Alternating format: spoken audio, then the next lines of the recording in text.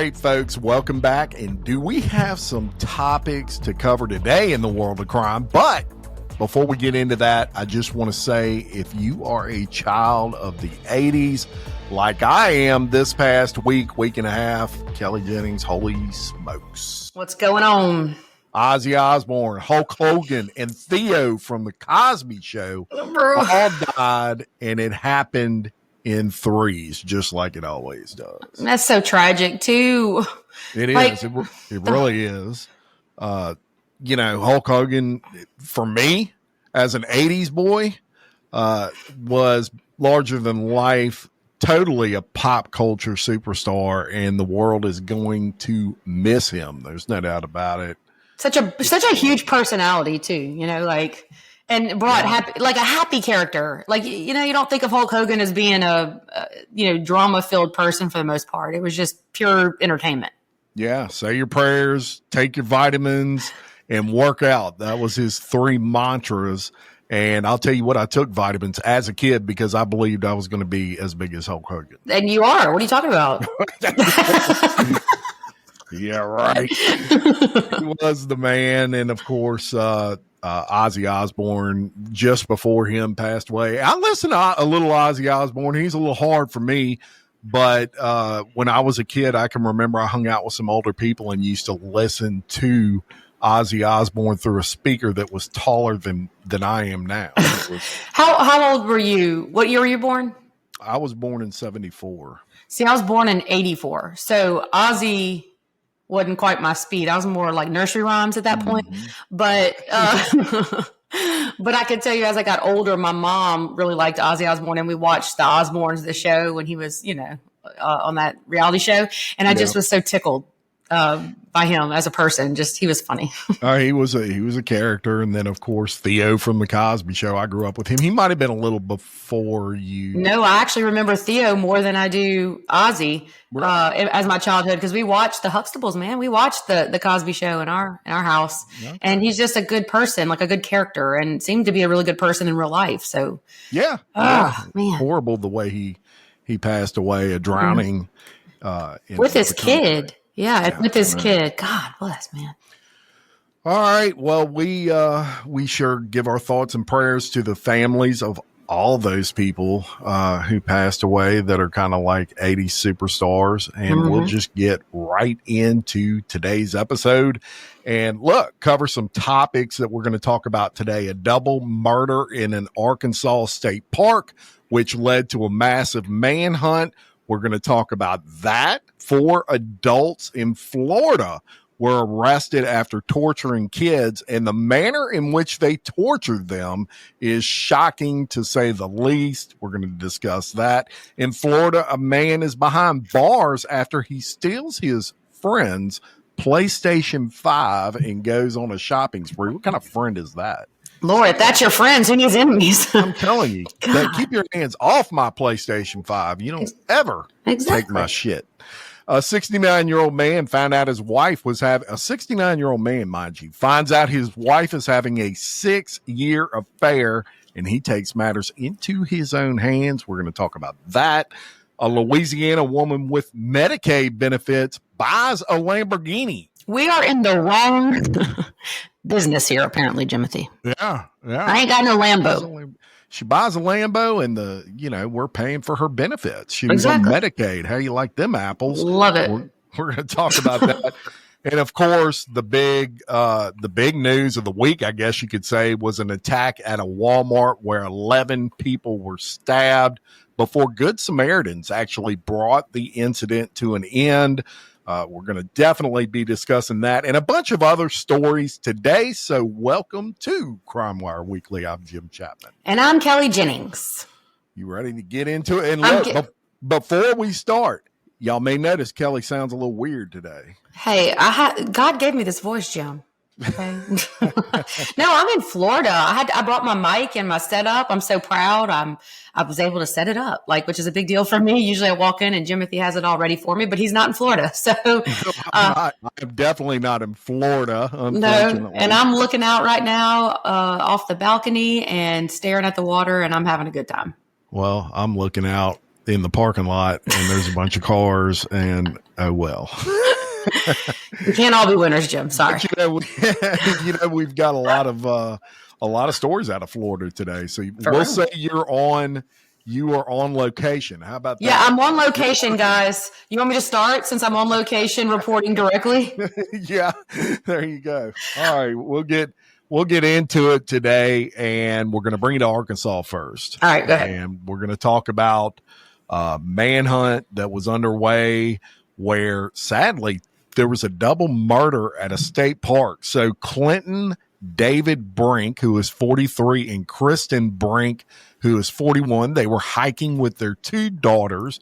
Their two daughters were young, 9 and 7 years old, at what's known as Devil's Den State Park in Arkansas. They were attacked Saturday afternoon with a knife, mind you, pretty personal there.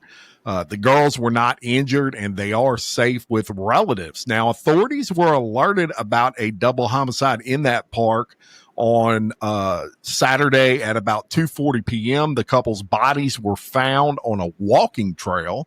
The area they were found in was described as very remote, very rural, had rugged terrain. It had a lot of thick vegetation in that area. And unfortunately, there was no cell phone service in that area of the park. It has remained cordoned off ever since and secured by police. The conditions of the bodies, they didn't disclose that. The state crime lab, of course, will confirm the manner of death and the cause of death. Now, the killer has been described as a white male, medium build, wearing a long sleeve shirt, sleeves rolled up, dark pants, dark ball cap, and sunglasses. And you may say, damn, that's the best description I've ever heard. Right? How do they know all that? Well, actually, there's a picture of him. Somebody else that was hiking took a picture of like the scenery, and he's in the picture. Like Bigfoot, he's off in the distance. They zoomed in on it. Looked like the person was right behind him, and he was looking out. That's the only bad thing. He wasn't facing the person that took the picture. But they did have, a good description of everything he was wearing. Obviously, he was seen exiting the park in a black 4-door sedan, may have been a Mazda, with a license plate covered by duct tape or electrical tape. The vehicle may have been traveling near the state park on Highway 170. So if you're an Arkansas person, you know what that is. And that tells you right there that pre-planning was huge with that. Yeah. Premeditated. Yeah, absolutely. He just screwed up his whole defense of temporary insanity, didn't he? Yeah, done. You don't cover your freaking license plate when you don't intend on doing something like that. So authorities obviously asking anybody who took pictures of that park that day to review them, see if they see anything. The park's website said all the trails in the park are closed until further notice for obvious reasons. And the police did release a sketch and a picture of the suspect that I just talked about, and I'm going to put that on the Facebook page. So if you want to see that, you're more than welcome to check that out. And Kelly. Yeah. An update on this case just came through. Well, that was perfect. What is it? Tell me. Through the crime wire, if you will. Tell me. A suspect has been arrested in connection with that double homicide. Hell yeah. James Andrew McGann, 28, a teacher from Springdale, Arkansas, was arrested last night and charged with 2 counts of capital murder in the killing of that 43-year-old and 41-year-old. Arkansas State Police just announced this. McGann was arrested shortly before 5 p.m. local time while getting a haircut in Springdale, about 30 miles north of that park. The official said McGann had recently moved to the area from Oklahoma and had been hired to work at a local school. And when asked, what was he, a janitor or a teacher? Really? It says a teacher. And asked about a motive, investigators declined to comment, saying the case is still active and it would be premature to do so. And incidentally, I didn't mention this earlier, but the children in this case were not harmed. Thank God. The 9 and 7-year-old were not killed. Sadly, the parents were, but it could have been, I guess, much worse. Yeah. But thank God they have caught someone for this. Just 30 Look, I months just from looked play. up the picture too. Since you said that, this mugshot, look, y'all, you got to put this. Look, I'm gonna show you through the screen. This dude looks scary. Seriously, I've seen it. Mm-hmm. He looks disheveled. Yeah, he's a teacher. I mean, he's a you wouldn't picture a teacher to do something like this. Kelly, you were a teacher. No. Did you kill 2 people on a state park?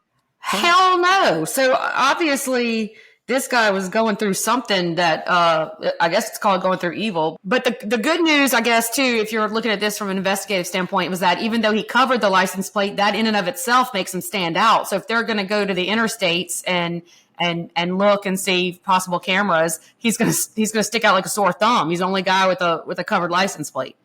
So yeah. I'm assuming that probably was part of his downfall. Was that what he thought would keep him? I would have changed a license plate. I would have imagined once he got out of the state park, he pulled the tape off. You'd think. I'd be curious to know because if this was his first time kill, everyone always thinks these killers think that they're going to do this, slam bam, thank you, ma'am, and it never goes quite like they expect it to in that rush and that overwhelming of the kill. People make mistakes. Think of Kohberger. I mean, he dropped the whole damn sheath. Yeah, well, in this case, I'm sure he didn't plan on someone taking a picture of his whole backside. Somebody recognized that and probably turned him in. I would imagine. And you're just doing something so just wholesome. You're hiking with your kids. Mm-hmm. Out of nowhere, some assailant just decides to kill you. Precisely the reason I don't go anywhere without packing. Yeah. Hiking, it don't matter. 15 years ago when I was going to Disney World with my kids, I was packing because you could break down on the interstate. Yeah. And you have to walk to a gas station. You think I'm going to do that without some sort of defense against an attack? I'm telling you, but this is like where you would think, you lower your guard. You're out in the middle of nature. You're just on a hike with your children. And the biggest... I know. I'm just saying, but in their minds, the biggest fear you have is that maybe a bear or something might come out of the. You know what I'm saying? That's right. I mean, you don't expect the predator to be another human, and I don't know, but I feel in my soul that those parents fought to make sure that their kids were okay, and I'd be curious to know what the kids did. Did they run and hide? Did they just run away? How did this? And the kids are going to have a lot of answers, I think, whenever they talk to these babies and find out. But golly, man, to be there when your parents are killed that's a lot. Goodness gracious. 100%. Well, let's go now to Florida, where I am on location, reporting directly to you, the listeners, where 4 adults are accused of holding 9 children captive inside their Florida home, locking them in cages, and spraying them with vinegar as punishment. Husband and wife Brian and Jill Griffith, as well as 21-year-old Dallin and 19-year-old Liberty Griffith, were arrested and charged with aggravated child abuse in Columbia County, Florida. The 4 adults are accused of locking the children inside cages in their bedrooms, giving them non-prescribed medication, and not providing them adequate schooling, all while instructing them to lie about what happens in their home. The children were also forced to lie on the floor by their mother, Jill, and having her place a sheet of plywood on top of the child's body and pressing down on them, which resulted in splinters and pain. When punishing the children, 5 of whom are the biological children of the couple, but 4 were adopted. The adults would spray them in the face with vinegar. An investigation into the child abuse happening to the 9 children aged between 7 and 16 stemmed from concerns from a mandatory reporter at their local church. And this is so important to me that these mandatory reporters be listened to. And this case is such a great example of why. Because in the days before their arrests, one of the children was caught at the church camp with a functioning electric stun gun. Additional concerns were raised about the adopted children being treated unfairly compared to the Griffith biological children. In addition to this, the children, some of them did not know their full name or their own birthdays, according to the sheriff's office. When authorities went to the home, they saw the adoptive children working on chores while the biological children were playing and watching television. Authorities then discovered the couple shared a 10th foster child who was not present but with their biological parent in Arizona. A well-being check concluded that child was safe and healthy. When authorities began investigating, the adopted children made additional accusations against the adults, including that they were being beaten by a cane and locked in their bedrooms by Brian and other adults. All 9 of the children have been court ordered to be removed from the home, and all 4 were arrested and are being held in the Columbia County Detention Facility on $500,000 bond. Wow. And each. Wow. Yeah, that's really horrible. And, you may think, what's the deal with vinegar? What would that do to you? Well, I looked that up, and it can cause a lot of problems. You can actually get a corneal injury from being sprayed in the eyes with vinegar. I'm sure the acidity stings like hell. Yeah. According to ChatGPT. Yeah. And it also causes some pretty major blurred vision. It's no joke. And when you're a child, it can really affect you and hurt. It's like having razor blades in your eyes. Yeah. Well, and if anybody's curious, go spray yourself in the eyes with vinegar. It ain't no fun. No, absolutely not. And don't really do that. We're kidding. Yeah, that's a joke. Kind of like saying eat Tide Pods. We're joking here. Yeah. Don't do that. Disclaimer. Actually. Yeah. But so you think about the fact that they had the custody of a total of 10 children. And I know that I always go negative with my thinking. That's just kind of how I'm wired here. But I'm wondering if this was a cash grab by the state because they had their own kids and they realized, once we bring all these kids into our household, then we're going to start getting, assistance for these foster kids, or we'll start getting funding. And I'm sure that played a role. Yeah. And then you're going to take these kids that aren't yours, that you're being trusted with, to be the cared, sound advice for them while their families are going through whatever, loss of custody. And then you treat them this way. How crazy. The one of the children, the only one that's not in the home and visiting their family, their actual family, is safe and accounted for and healthy. Yeah, and I think you nailed it right on the head. I think it's obviously a cash grab because they weren't doing this out of the goodness of their heart. They were torturing these kids. That's about as fucking low as you can go. So they were torturing them. The only reason they had these kids was for the fact that you get paid to foster children, which when your heart's in the right place, you should. You're taking on more financial responsibility and you want to encourage good people to do something like that. But I think in this case, it's just apparent they didn't give a shit about these kids. They wanted that money. Yeah. And so then to be forcing them to take medicine that's not even theirs. I mean, this is diabolical. This is like almost like,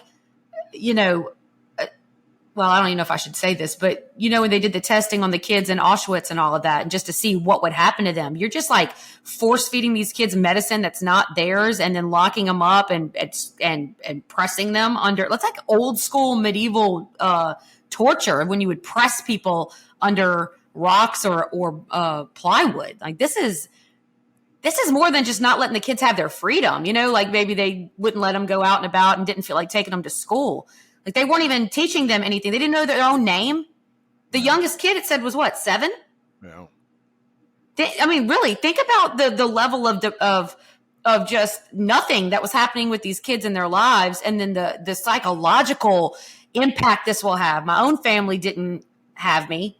And then I'm given to people who are supposed to take care of me. They don't take care of me. We're going to go to Slidell, Louisiana, which is about an hour from where I'm recording anyway. It's 10 hours from where KJ is. Much further away from this blue water I'm looking at. Yeah. Well, we're going to go to Slidell, and a Slidell woman was arrested and booked into the East Baton Rouge Parish Prison after she allegedly bought a Lamborghini and plastic surgery while receiving fraudulent Medicaid benefits. Tell me this bitch got a BBL, Jim. Tell me.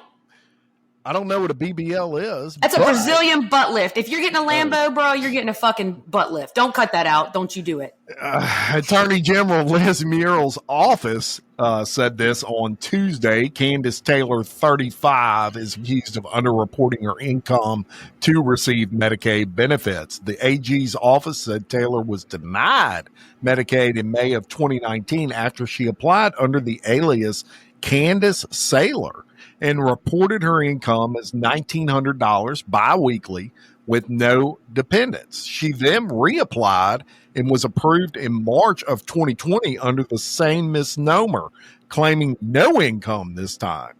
She was also inconsistent in the years in which she claimed dependence.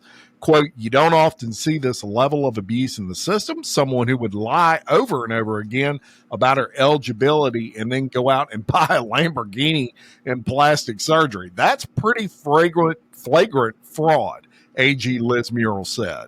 According to the AG's office, arrest documents reported that Taylor made over $9.5 million in multiple businesses between January of 2020 and December of 2024. The AG office said in that time frame that Taylor recorded multiple deposits over $480,000 into her bank account, made more than $45,000 in vehicle payments to Audi Finance, made multiple six-figure withdrawals via cashier's check to fund property purchases, bought plastic surgery, high-end jewelry, and luxury services, and bought a 2022 Lamborghini Arres for more than $113,000. Taylor allegedly tried to renew those Medicaid benefits in 2024, just 2 months after buying the Lamborghini and claiming a monthly income of only $2,000 on her application. But she did leave out that she was a business owner on that application. Quote, we spend a lot of money on these programs, and they are supposed to be helping people who cannot afford medical care on their own. This is someone who was clearly making a lot of money and could afford to obtain insurance. Agents reportedly saw multiple, and this is where they're getting them these days. I love this. Multiple social media posts of Taylor showing off her luxurious lifestyle, including that Lambo. AG Muriel said, no, you cannot buy a Lambo and plastic surgery while receiving Medicaid benefits.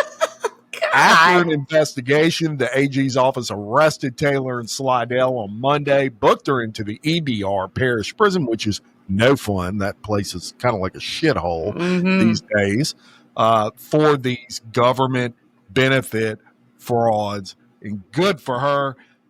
Look, did you see her mugshot, Jim? Did you see her mugshot? Yeah, I did. She's smirking. Yeah. She is straight up smirking in her mugshot photo. Like, this ought to piss you off because, I'm thinking about. Well, we all pay so much in taxes. Yeah. Like this. Yeah. And I'm paying thousands of dollars a month just for insurance in case shit happens in my household, in case you break a leg or whatever. And I remember recently, and this is just my gripe, okay, personal gripe, because we were doing it last week. My husband and I were sitting down, we're looking at all the different plan options, and we're basically playing gamble with who's going to get hurt and how, in our house to determine what type of premiums we're going to pay. And do we think we're going to go to the hospital more or possibly just to save $20 here, $30 there? Because that's America, where everyone, you want to save the most that you can, but get the best coverage for your family. And then this bitch is out here buying a freaking Lambo. Yeah. Look, it's shocking. I've never seen anything like this. I mean, this is about as disgusting as you can get. This happens on smaller scales. Look, there's some people out there, maybe they lie a little bit, and that's never good on their Medicaid applications. But I'm quite sure they're not depositing multiple $500,000 deposits into their bank account. People that are this fortunate, I don't personally come across this often where they're cheating the system. So I hope they throw the freaking book at this chick. Yeah. And her shirt she's wearing, this is another thing. It says basic on it in her mugshot, that you are basic. If you thought for 1 second that you have millions of dollars and you are so selfish that you won't even pay the premium for your own, you won't even pay your own medical bills. You're that selfish. You're a dumb bitch, Candace. If anyone knows her, you can let her know I said that. And look, this is it's comical, it's funny, but it is something where seriously, man, this is why insurance rates are so high. This is why people who really need these benefits get scrutinized, sometimes unfairly scrutinized, because you got morons like this. It just lights me up. Yeah, and that's my fire. it grinds your gears. Grinds my gears. I'm pretty sure, is this her Facebook I just found? I just did this on a whim here, but if it is, it says, I'm not one in a million, I'm once in a lifetime. Yeah, I guess you are, because nobody's that dumb if this is really you, Candy. Yeah, you're the only one to try to pull that shit off and then post pictures of your Lambo all over your social. Maybe this too is a prime example of what's going on in our culture, that it's all about what you can show off to people and what you have on the outside and not what's on the inside. Because the most generous, kind people I've ever met in my life have been the most financially fortunate people. I mean that with all of my heart. Just people. Well, that's true, but I'm not going to throw shade at someone who buys a Lambo. I'm not going to throw shade at someone who has earned a good living and buys a vehicle. That doesn't mean they're necessarily wanting to show off, but. No, but when you're not paying when you want Medicaid in combination with it, I think that's where the separation becomes. Yeah, when you're robbing the system. And we are the system, and that's what people miss sometimes, like young people. Just from teaching, they'd say, yeah, well, I mean, that's not, that's tax dollars. That's not coming straight from me. I'm like, you better go research where tax dollars come from, because you were the one robbed from here. You were the one that was taken advantage of. Insurance especially in Louisiana too, man. No, everything we've got is through the roof in cost. No, it's nuts. And when you have a big family, I have a big family, five person family. Yeah. I pay 5 insurances. Car insurances. Yeah. It would shock people to know just what my car insurance is. Well, and you have young ones driving. I have young one driving too. Yeah. I mean, they're all under 25. So, and people might say, why ain't they paying their own cars? Well, they're in college and daddy takes care of that. Because you're the daddy. And that's why. Yeah. Hey, look at us taking care of our kids while we got people all across the world that are just doing craziness so far. And I don't know. The norm is not the norm anymore or whatever. I know. All right. Well, look, let's talk about a family that was not having a good time. We're going to go actually stay in Florida again on location. I am. But a 69-year-old Florida man allegedly murdered his wife's lover after an argument in a flea market parking lot led to a fatal shooting. Omar Rene Aguila stands accused of second-degree murder in the shooting that occurred on July 12th at the Northside Shopping Center in Miami. Aguila's wife and the victim started having an affair in 2019.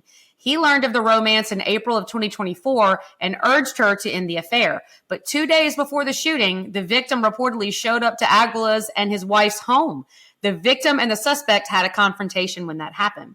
On the day of the shooting, Aguila was with his wife and his son at a flea market when the victim dropped off food to a friend. The victim tried to talk to Aguila's wife before leaving, and according to the complaint, Aguila went to the victim's car where the two started arguing. Within seconds, Aguila reportedly pulled out a gun and shot the man several times, and surveillance video captured the entire shooting as it went down.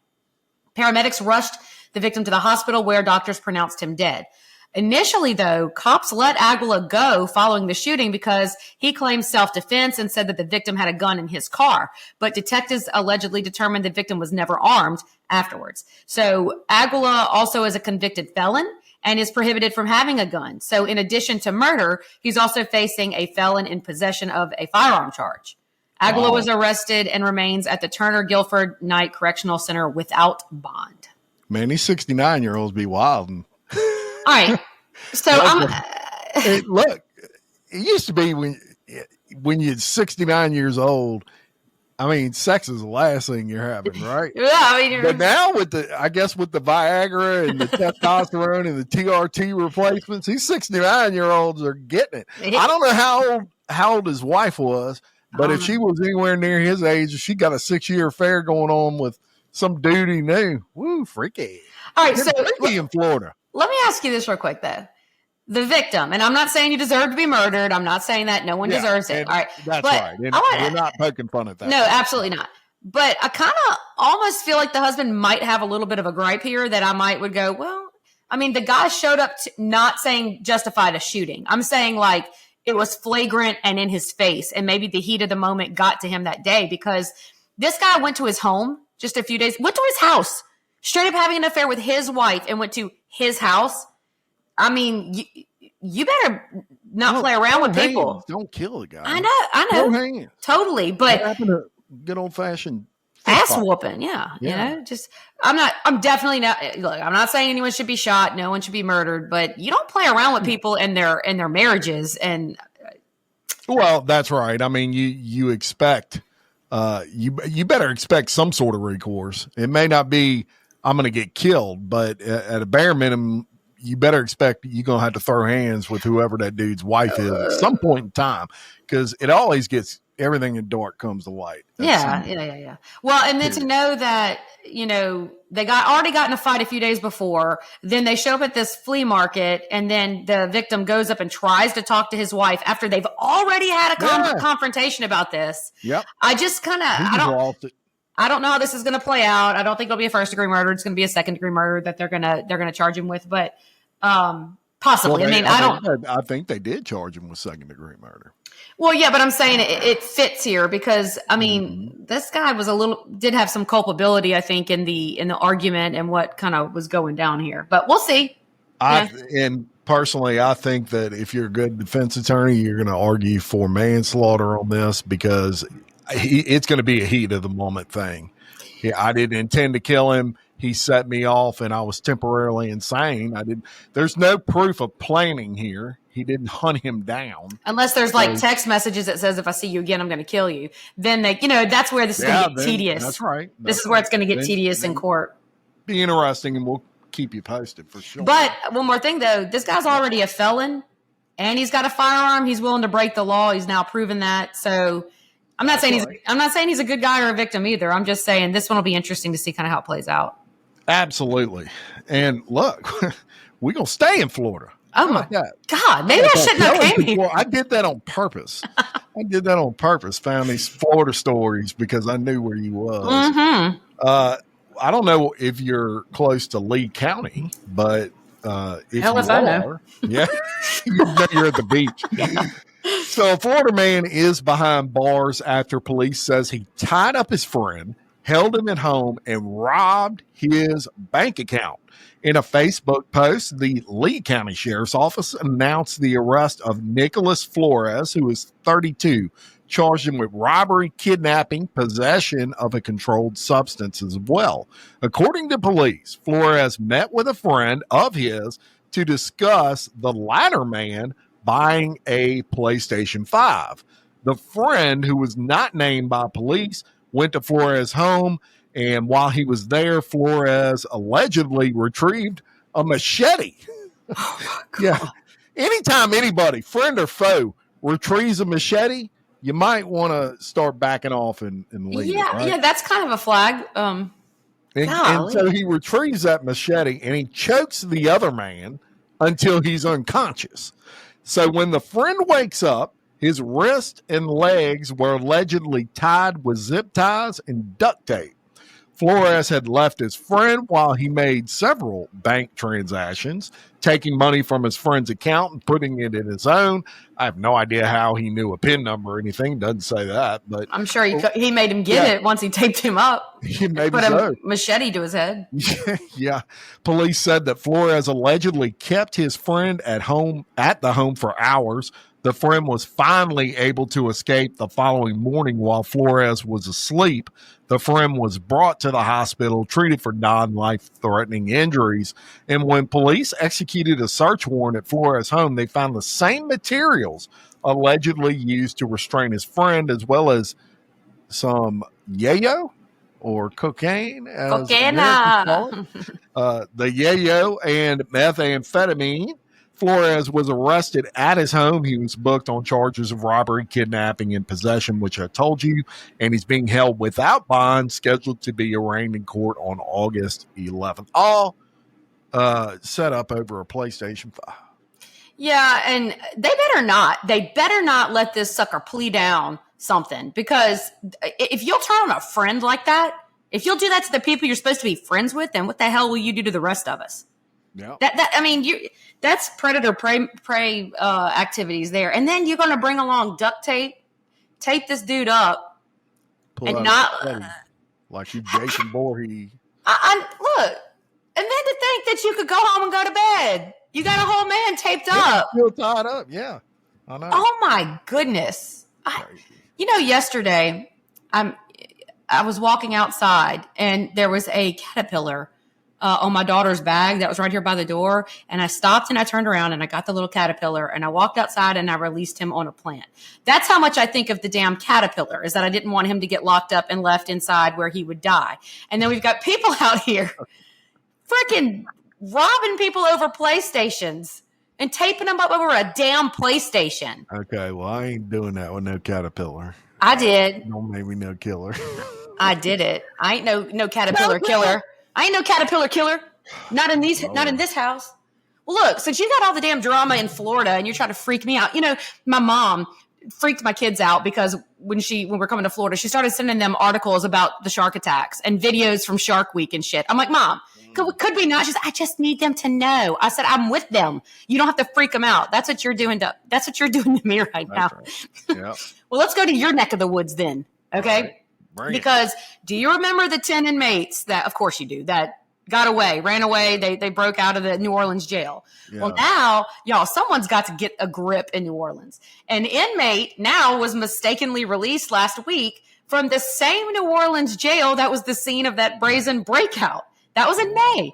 Officials at an Orleans Parish Correctional Facility said they accidentally released 30-year-old Khalil Bryan, who was being held on a warrant for aggravated assault with a firearm, domestic abuse, child endangerment, and home invasion. He also has a criminal history that includes burglary, assault, and drug violations. This guy now is walking the streets, and I'm gonna tell you what. Clearly, this guy is not like a guy that's just smoking weed out on the streets. He's somebody that's violent, and now he's let out accidentally. Okay.